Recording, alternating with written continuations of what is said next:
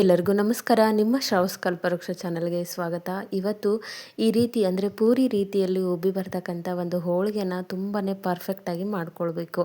ಅಂದರೆ ಇಲ್ಲಿ ನಾವು ಮಾಡ್ತಕ್ಕಂಥ ಹೂರಣ ಪರ್ಫೆಕ್ಟಾಗಿ ಇರಬೇಕು. ಕೆಲವೊಂದು ಸರಿ ಹೂರಣ ಮಾಡಿದಾಗ ನೀರಾಗುವಂಥ ಒಂದು ಚಾನ್ಸಸ್ ಜಾಸ್ತಿ ಇರುತ್ತೆ. ಅಂಥ ಟೈಮಲ್ಲಿ ಹೋಳಿಗೆ ಕರೆಕ್ಟಾಗಿ ಬರೋದಿಲ್ಲ. ಹಾಗಾಗಿ ಈ ರೀತಿ ನೀರಾಗಿರ್ತಕ್ಕಂಥ ಹೂರಣನ ನಾವು ಗಟ್ಟಿಯಾಗಿ ಯಾವ ರೀತಿ ಮಾಡ್ಕೊಳ್ಬೇಕು, ಒಂದು ಟ್ರಿಕ್ಸ್ನ ಬಳಸೋದ್ರಿಂದ ಯಾವುದೇ ರೀತಿಯ ಅವಲಕ್ಕಿನ ಬಳಸದೆ ಅಥವಾ ಫ್ರಿಜ್ಜಲ್ಲಿ ಇಡದೆ ಸಿಂಪಲ್ಲಾಗಿ ಇನ್ಸ್ಟೆಂಟಾಗಿ ನೀರಾಗಿರ್ತಕ್ಕಂಥ ಒಂದು ಹೂರಣನ ನಾವು ಈ ರೀತಿ ಬಾಲ್ ರೀತಿಯಲ್ಲಿ ಅಥವಾ ಉಂಡೆ ರೀತಿಯಲ್ಲಿ ಗಟ್ಟಿಯಾಗಿ ಮಾಡ್ಕೊಳ್ಬೋದು. ಈ ರೀತಿ ಮಾಡೋದ್ರಿಂದ ಹೋಳಿಗೆ ಕೂಡ ತುಂಬಾ ಪರ್ಫೆಕ್ಟಾಗಿರುತ್ತೆ. ಮಾಡೋ ವಿಧಾನನ ನೋಡ್ಕೊಂಡು ಬಿಡೋಣ. ಇಲ್ಲಿ ನಾನು ಅಳತೆ ಆಗಲಿ ಅಥವಾ ಬೇಳೆ ಕುದಿಯೋಕೆ ಇಡೋದಾಗಲಿ, ಹಾಗೆ ಒಂದು ಬೆಲ್ಲನ ಹಾಕಿ ಬೇಳೆ ಕುದಿಸ್ಕೊಳ್ಳೋದಾಗಲಿ ತೋರಿಸಿಲ್ಲ. ಈ ಹಿಂದಿನ ಒಂದು ರೆಸಿಪಿಗಳಲ್ಲಿ ಈ ಒಂದು ಮೆಜರ್ಮೆಂಟ್ನ ಕರೆಕ್ಟಾಗಿ ತೋರಿಸಿದ್ದೀನಿ. ಇಂಟ್ರೆಸ್ಟ್ ಇತ್ತು ಅಂತಂದರೆ ಅಲ್ಲಿ ಕೂಡ ನೀವು ಚೆಕ್ ಮಾಡ್ಕೊಳ್ಬೋದು. ಇವಾಗ ನೋಡಿ, ಬೇಳೆನ ಕುದಿಸ್ಕೊಂಡು ಬೇಳೆಗೆ ಕರೆಕ್ಟಾಗಿರ್ತಕ್ಕಂಥ ಅಳತೆಯಲ್ಲಿ ಬೆಲ್ಲ ಹಾಕಿ ಈ ರೀತಿ ರೆಡಿ ಮಾಡಿ ಇಟ್ಕೊಂಡಿದ್ದೀನಿ. ಬೆಲ್ಲ ಹಾಕಿ ಕುದಿಸಿ ಇಟ್ಕೊಂಡಿದ್ದೀನಿ. ಇವಾಗ ನಾವು ಇದನ್ನು ಗ್ರೈಂಡ್ ಮಾಡ್ಕೊಳ್ಬೇಕು, ಅಂದರೆ ರುಬ್ಕೊಳ್ಬೇಕು. ಒಂದೇ ಜಾರಲ್ಲಿ ಹಾಕೋದಾಯಿತು ಅಂದರೆ ಒಂದೇ ಸರಿಗೆ ಆಗುತ್ತೆ. ನಾನಿಲ್ಲಿ ಸಣ್ಣದಾಗಿ ಜಾರ್ ತೊಗೊಂಡಿರೋದ್ರಿಂದ ಒಂದೆರಡು ಸರಿ ರುಬ್ಕೊಳ್ತಿದ್ದೀನಿ. ಇವಾಗ ಇದನ್ನು ನಾವು ಯಾವುದೇ ರೀತಿಯ ಕಟ್ಟಾಗಲಿ ಏನೂ ಹಾಕದೆ ಜಸ್ಟ್ ಬೇಳೆ ಹಾಗೆ ಬೆಲ್ಲ ಕುದಿಸಿಟ್ಕೊಂಡಿದ್ವಲ್ಲ ಅದನ್ನು ಹಾಕಿ ರುಬ್ಕೊಂಡು ಬಂದಿದ್ದೀನಿ. ನೋಡಿ, ಈ ರೀತಿ ನೈಸಾಗಿ ರುಬ್ಕೊಳ್ಬೇಕು. ರುಬ್ಬಿದಾಗ ನಮಗೆ ಕನ್ಸಿಸ್ಟೆನ್ಸಿ ಕರೆಕ್ಟಾಗಿರ್ತಕ್ಕಂಥ ಕನ್ಸಿಸ್ಟೆನ್ಸಿ ಕೆಲವೊಂದು ಸರಿ ಬರೋದಿಲ್ಲ. ನೋಡಿ, ಇವಾಗ ತೋರಿಸ್ತಿದ್ದೀನಿ ಯಾವ ರೀತಿಯಲ್ಲಿದೆ ಅಂತಂದು. ಈ ರೀತಿ ನೀರಾಗಿ ಅಥವಾ ತಿಳಿಯಾಗಿ ನಮಗೆ ಹೂರಣ ರೆಡಿಯಾಗಿರುತ್ತೆ. ಈ ಒಂದು ಹೂರಣನ ತೊಗೊಂಡು ನಾವು ಹೋಳಿಗೆ ಮಾಡೋದು ತುಂಬಾ ಕಷ್ಟ. ಯಾಕಂದರೆ ಈ ಒಂದು ಹೂರಣ ತೊಗೊಂಡು ನಾವು ಕಣಕದೊಳಗೆ ಇಟ್ಟು ಹೋಳಿಗೆ ಲಟ್ಸೋಕ್ಕೋದ್ರೆ ಒಂದಕ್ಕೊಂದು ಅಂಟ್ಕೊಂಡು ಹೊರಗಡೆ ಬರೋ ಚಾನ್ಸಸ್ ಇರುತ್ತೆ. ಹಾಗಾಗಿ ಇದನ್ನು ನಾವು ಗಟ್ಟಿ ಮಾಡ್ಕೊಳ್ಬೇಕು. ಎಕ್ಸ್ಪರ್ಟ್ ಇರೋರು, ಅಂದರೆ ಹೋಳಿಗೆ ಮಾಡಲಿಕ್ಕೆ ತುಂಬ ಪರ್ಫೆಕ್ಟಾಗಿ ಬರೋರಿಗೆ ಇದೇನು ಪ್ರಾಬ್ಲಮ್ ಅನಿಸೋದಿಲ್ಲ. ಹೊಸದಾಗಿ ಹೋಳಿಗೆ ಮಾಡುವವರಿಗೆ ಇದು ಸ್ವಲ್ಪ ಪ್ರಾಬ್ಲಮ್ ಅನಿಸುತ್ತೆ. ಹಾಗಾಗಿ ಈ ಒಂದು ನಾವು ಹೂರಣನ ಯಾವ ರೀತಿ ಗಟ್ಟಿ ಮಾಡ್ಕೊಳ್ಬೇಕು ಅಂತ ನೋಡ್ಕೊಳ್ಳೋಣ. ಇಲ್ಲಿ ನಾವು ಯಾವುದೇ ರೀತಿಯ ಬಟ್ಟೆ ಹಾಕಿ ಕೂಡ ನೀರನ್ನ ತೆಗಿತಿಲ್ಲ.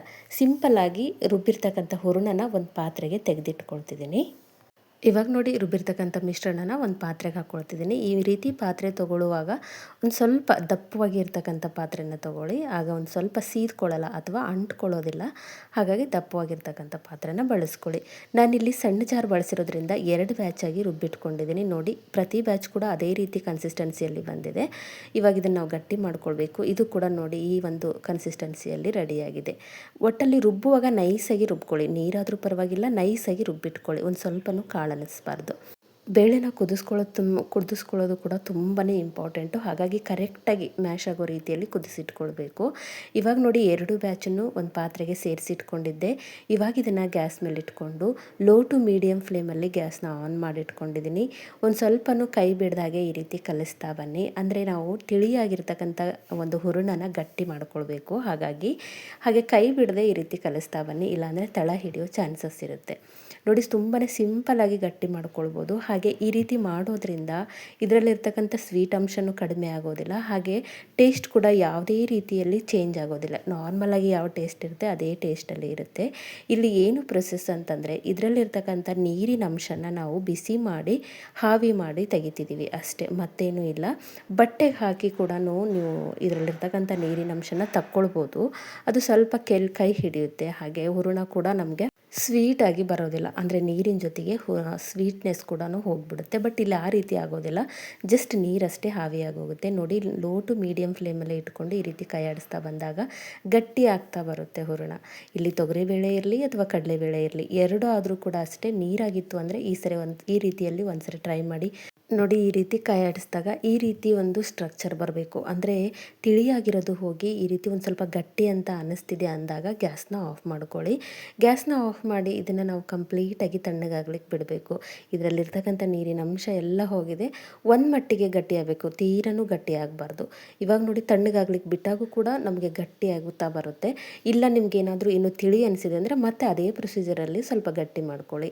ಇವಾಗ ನಾನು ಕೂಡ ಇಲ್ಲಿ ತಣ್ಣಗಾಗ್ಲಿಕ್ಕೆ ಬಿಟ್ಟಿದ್ದೆ. ತುಂಬ ಪರ್ಫೆಕ್ಟಾಗಿ ಗಟ್ಟಿಯಾಗಿ ಬಂದಿದೆ. ಈ ರೀತಿ ಮಾಡೋದ್ರಿಂದ ಸ್ವೀಟ್ ಕಡಿಮೆ ಆಗೋದಿಲ್ಲ, ಟೇಸ್ಟ್ ಕೂಡ ಬದಲಾಗೋದಿಲ್ಲ.